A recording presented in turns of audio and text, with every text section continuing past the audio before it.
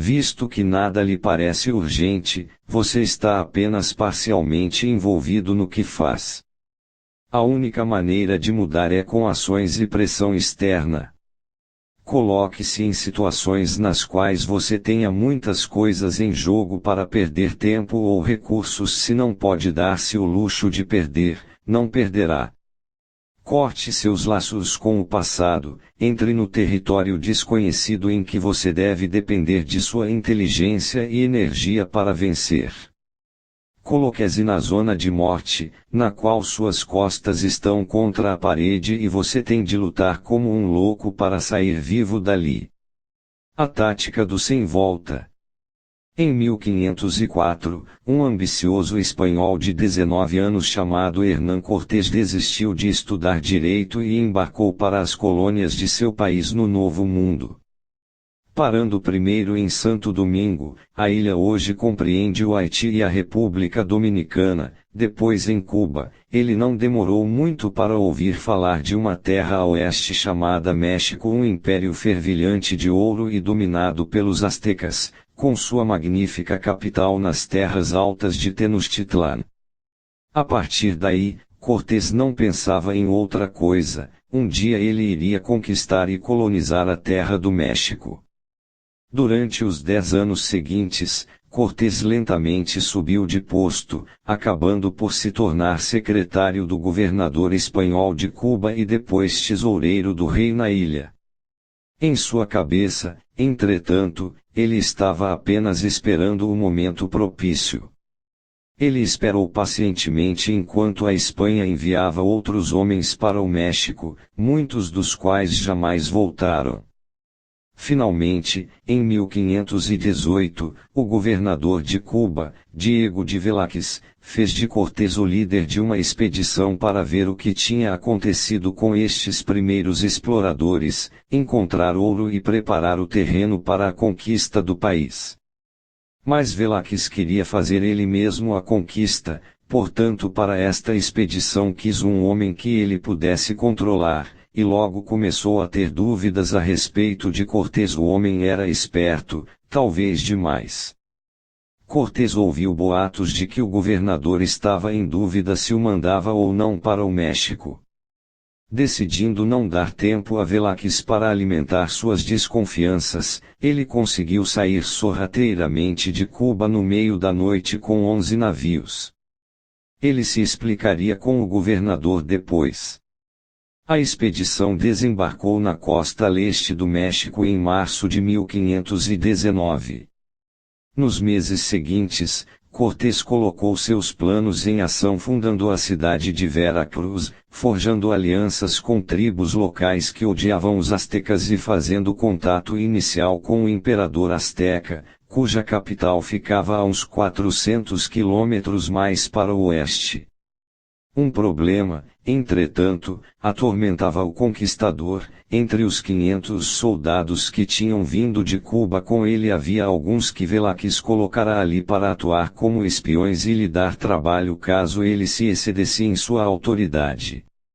Esses homens fiéis a Velázquez acusaram Cortés de administrar mal o ouro que estava coletando e, quando ficou evidente que ele pretendia conquistar o México, espalharam boatos de que ele estava louco.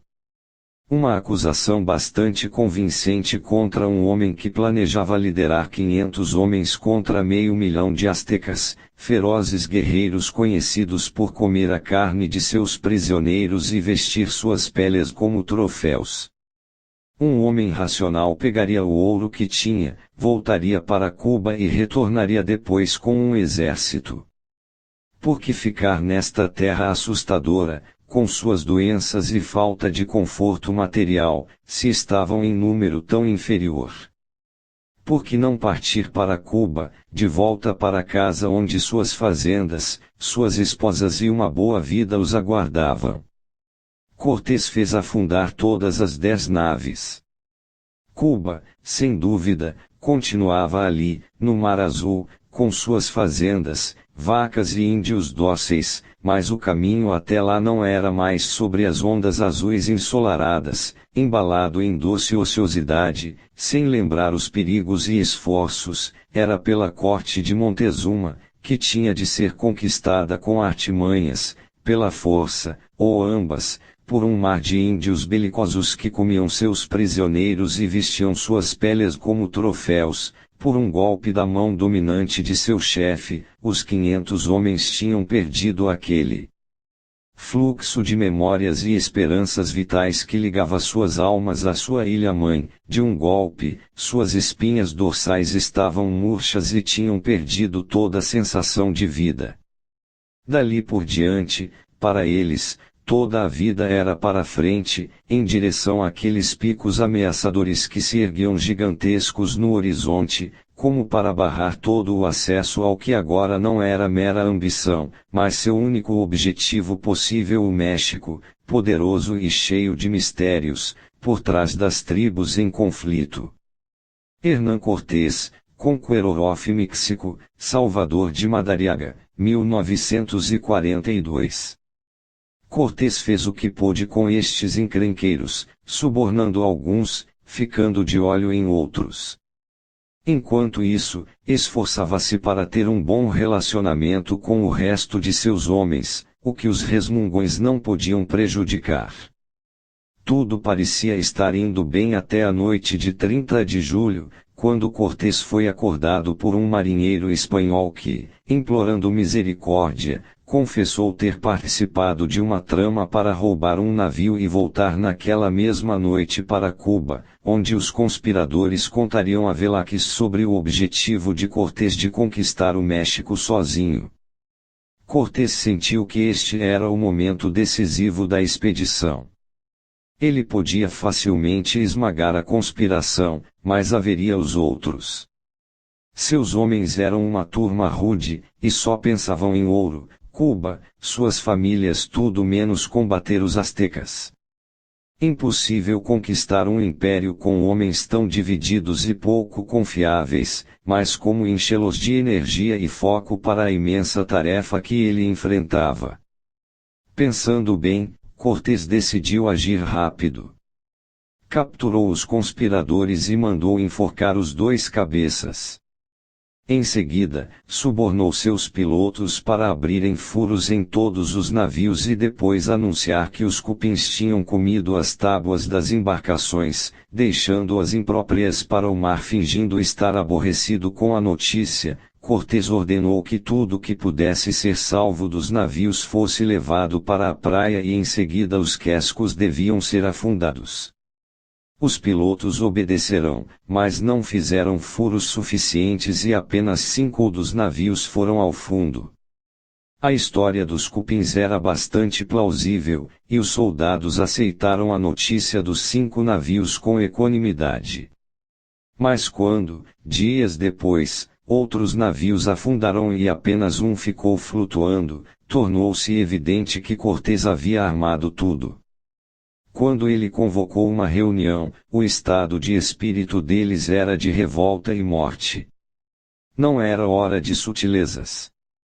Cortés se dirigiu a seus homens, ele era o responsável pelo desastre, admitiu, ele tinha dado as ordens, mas agora não tinha mais volta. Podiam enforcá-lo, mas estavam cercados de índios hostis e não havia navios, divididos e sem líder, eles iam morrer. A única alternativa era segui-lo até Tenochtitlan. Somente conquistando os astecas, tornando-se senhores do México, eles podiam voltar vivos para Cuba. Para chegar a Tenochtitlan, eles teriam de lutar com incondicional intensidade. Teriam de estar unificados, qualquer dissensão levaria à derrota e a uma morte terrível. A situação era desesperadora, mas se, por sua vez, os homens lutassem como uns desesperados, Cortés garantia que os conduziria até a vitória. Visto que o exército era de um número tão pequeno, a glória e as riquezas teriam de ser bem maiores. Os covardes que não aceitassem o desafio podiam ir para casa no único navio que restara. Ninguém aceitou a oferta, e o último navio foi afundado. Nos meses seguintes, Cortés manteve seu exército longe de Vera Cruz e da costa. A atenção deles estava concentrada em Tenochtitlan, o coração do Império Azteca. Os resmungos, o interesse próprio e a ganância desaparecerão. Compreendendo o perigo da situação, os conquistadores lutaram sem piedade. Uns 2 anos depois da destruição das naves espanholas, e com a ajuda dos aliados índios, o exército de Cortés cercou Tenochtitlan e conquistou o Império Azteca. Interpretação: na noite da conspiração, Cortés teve que pensar rápido. Qual era a raiz do problema que enfrentava? Não eram os espiões de Velázquez, ou os hostis astecas, ou a incrível desigualdade contra ele. A raiz do problema eram seus próprios homens e os navios no porto. Seus soldados estavam divididos em coração e mente. Estavam pensando nas coisas erradas, suas esposas, seus sonhos de ouro, seus planos para o futuro. E no fundo de suas mentes havia sempre uma rota de fuga: se esse negócio de conquista desse errado, eles podiam voltar para casa. Aqueles navios no porto eram mais do que apenas transporte, eles representavam Cuba, a liberdade para partir, a capacidade de pedir reforços, tantas possibilidades. Para os soldados, os navios eram uma muleta, algo em que se apoiar se as coisas saíssem mal. Uma vez que Cortés identificara o problema, a solução ficou simples: destruir os navios. Ao colocar seus homens em um lugar desesperado, ele os faria lutar com extremo ardor. A sensação de urgência surge de uma forte conexão com o presente. Em vez de sonhar com resgates ou esperar por um futuro melhor, você precisa enfrentar o problema que está à mão. Fale e você morrerá. As pessoas que se envolvem totalmente no problema imediato são intimidantes. Por estarem tão intensamente focadas, parecem mais puldaruças do que são. Sua noção de urgência multiplica sua força e lhes dá ímpeto. Em vez de 500 homens, Cortés de repente carregava nas costas o peso de um exército muito maior. Como Cortés, você precisa localizar a raiz de seu problema. Não são as pessoas a seu redor, é você mesmo e o espírito com que você enfrenta o mundo.